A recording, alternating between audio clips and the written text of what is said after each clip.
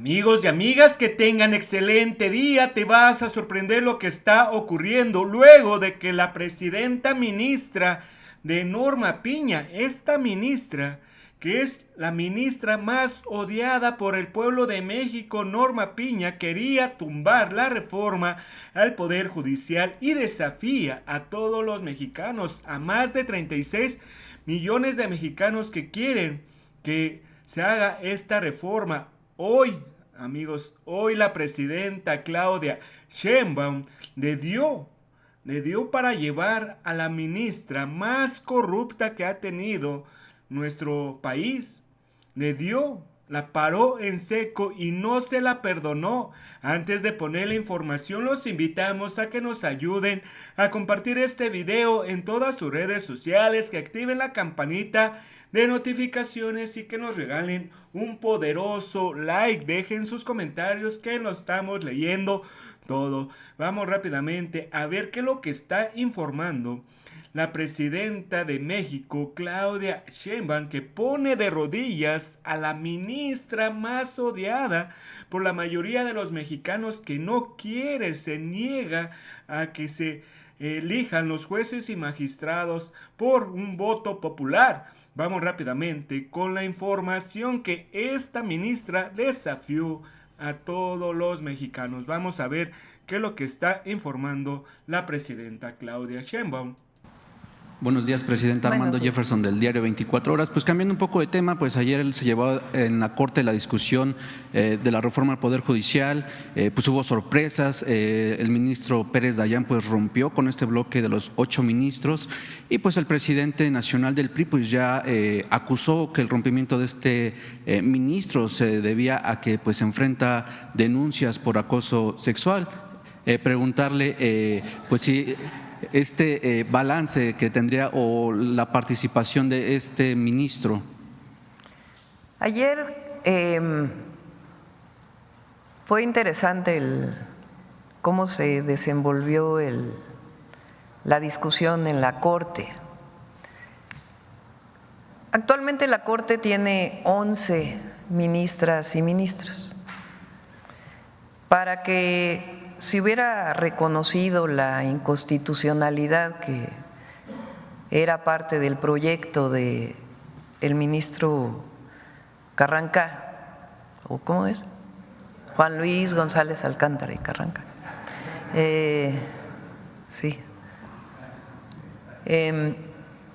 Se requería que votaran 8. Así está establecido. Hoy que lo conforman 11.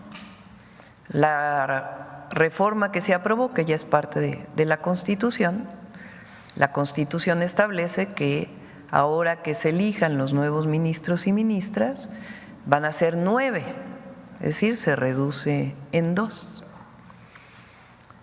Entonces, en el primer caso, en la votación, se requerían 4 votos para que no avanzara la inconstitucionalidad.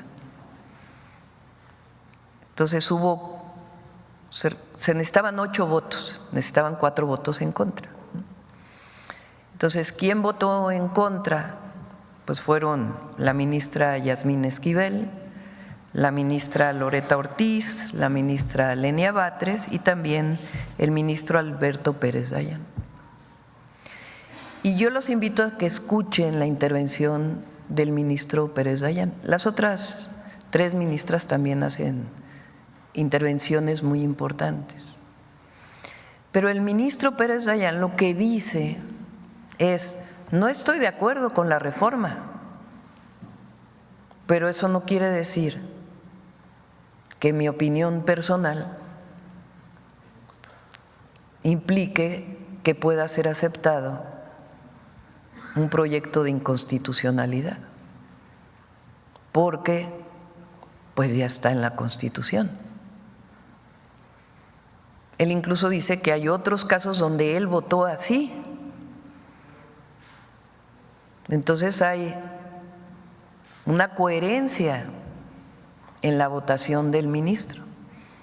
Y por eso digo que podemos tener diferencias con el ministro, pero en este caso imperó la razón, imperó la Constitución, imperó el Estado de Derecho, imperó la ley, porque las ministras y los ministros también están regidos por la Constitución.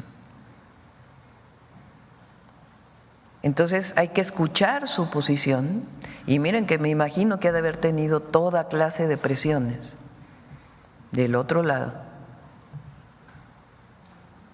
para no votar como decidió su votación, pero fue una decisión individual y es de reconocerse, porque podemos tener diferencias con el ministro, pero en este caso es nítida su presentación. Y si ya lo hice antes, ¿por qué ahora voy a estar en contra? Eso no quiere decir que esté de acuerdo con la reforma, pero como ministro no puedo aceptar que se declare inconstitucional algo que no esté en el marco de la Corte. Entonces, son 4 votos.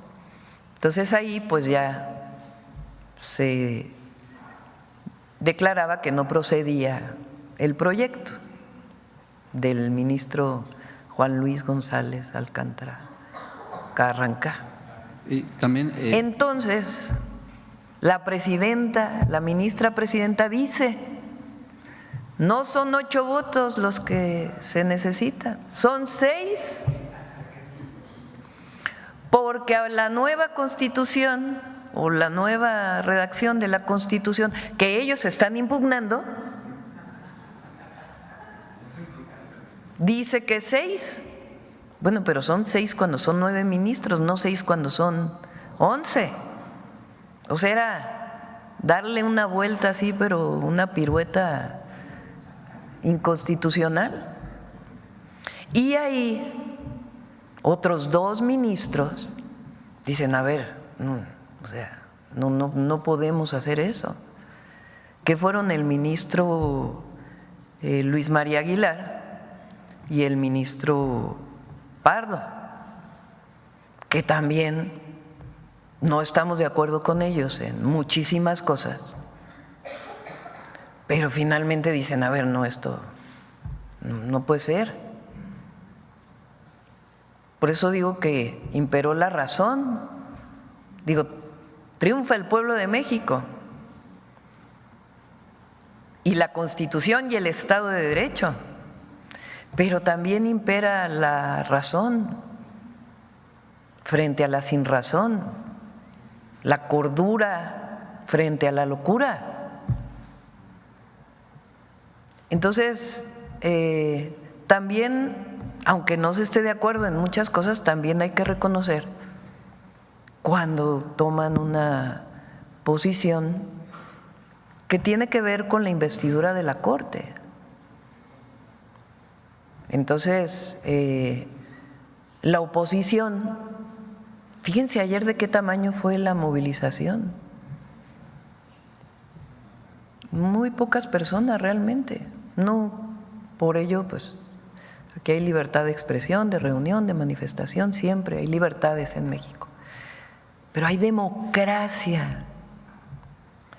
Y la otra, porque ahora todo esto resulta que es el autoritarismo, que no se defiende a la república, la división de poderes. Al revés, esta decisión es más republicana, es republicana, porque fortalece al Poder Judicial como un poder autónomo, elegido por el pueblo. Porque ya ayer yo vi algunas publicaciones que decían, vamos a rescatar a la República. Si hoy está más fortalecida que nunca. Entonces, fue una buena noticia ayer, la verdad, para todas y todos los mexicanos, de certidumbre, de Estado de Derecho, y prevalece la democracia. Y por eso digo, la fuerza de la razón. Presidente. días antes, lo hizo ayer, ¿usted considera que la ley en México ahora sí será pronta y expedita tras esta modificación a la Constitución? Porque hay mexicanos que a veces se roban un ejército y… Vienen toda una serie de reformas secundarias. Por ejemplo, en la reforma constitucional se establece que para algunos casos se tiene que resolver en 6 meses. Por ejemplo, para asuntos mercantiles. En este caso, pues tienen que modificarse procedimientos incluso de diversas leyes para que eso pueda ser real, porque no es solo por decreto, sino que tienen que modificarse leyes secundarias. Entonces ya vamos a presentar, la próxima que vamos a presentar es la de la Ley Orgánica del Poder Judicial. Es una ley muy importante porque ahí se establece criterios, por ejemplo, para el Tribunal de Disciplina, para que no haya, para que sea claro el trabajo de ese tribunal, que va a ser importantísimo. Que haya también la capacidad de un juez, si no está de acuerdo con lo que dice el tribunal, pues de decir no estoy de acuerdo. Entonces todo eso todavía viene, todo el procedimiento de leyes secundarias, pero la Constitución hoy establece que se van a elegir a jueces, ministras, ministros, jueces, juezas, porque luego dicen que no digo, magistrados, magistradas, ministros y ministras del Poder Judicial, y es un avance muy importante para la democracia en México. Presidenta, también ayer mencionaba que pues de que no pues se efectuara la reforma del Poder Judicial, pues tendría un plan B. ¿Nos podría platicar cuál era? Sí, se los voy a platicar. ¿Qué querían ellos? Los adversarios y si se hubiera mantenido este bloque de ministros que representaba pues este viejo régimen, ponernos a nosotros en una situación de desacato de una resolución de la Corte. Entonces, pues pensé, ¿qué hacemos frente a esta situación?, ¿no? Porque entonces se iba a hacer un escándalo de desacato de la presidencia a la resolución de la Corte. Entonces dije, bueno, pues vamos a darle la vuelta, vamos por un plan D. Entonces, aunque no tuvieran razón, para evitar esta confrontación a la que nos querían llevar, pues era volver a presentar la reforma con 2 modificaciones centrales. La primera, que en lo que no llegaba el nuevo Poder Judicial electo por el pueblo o elegido por el pueblo, se pudiera elegir al 8º ministro, porque el ministro Aguilar deja la Corte el 30 de noviembre con el esquema anterior. Y entre otras cosas también decíamos, bueno, pues que ya no tengan haber de retiro los ministros. Eran 2 de las principales temas. Pero entonces ellos hubieran dicho eso, nosotros decíamos, bueno, pues es la decisión de la Corte, se vuelve a presentar. Y si hubiera aprobado, y después del 30 de noviembre, pues ya hubiéramos tenido los 4 ministros necesarios. ¿Sí me entienden? Entonces no íbamos a caer en una confrontación, porque eso es lo que ellos querían. Entonces esa era una de las opciones que teníamos planteadas.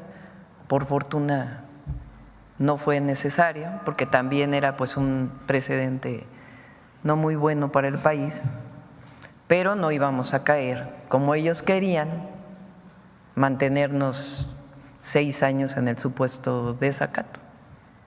Entonces, pienso yo que como gobernante siempre hay que buscar, para eso es la política, para encontrar salidas que eviten una supuesta confrontación. Entonces ese era uno de los planes, el plan D, pero afortunadamente imperó la razón y triunfó el pueblo de México. Y por último, ya lo mencionaba el tema de la CNDH, ya el Senado tiene la terna, pero se va perfilando como candidata fuerte a esta institución. Nacheli Ramírez, preguntarle, doctora, pues su opinión sobre esta posible, ya es candidata a esta institución. Es decisión del Senado, ellos van a decidir. Gracias. Bueno amigos, si les gustó toda esta información, comparten en sus redes sociales, activen la campanita de notificaciones y regálenos un like. Dejen sus comentarios y nos vemos en un próximo video. Gracias y hasta la próxima. Adiós.